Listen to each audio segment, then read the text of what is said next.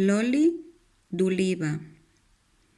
Parlar d'oli d'oliva és parlar de suc d'olives, amb més o menys propietats nutritives, segons el procés d'elaboració.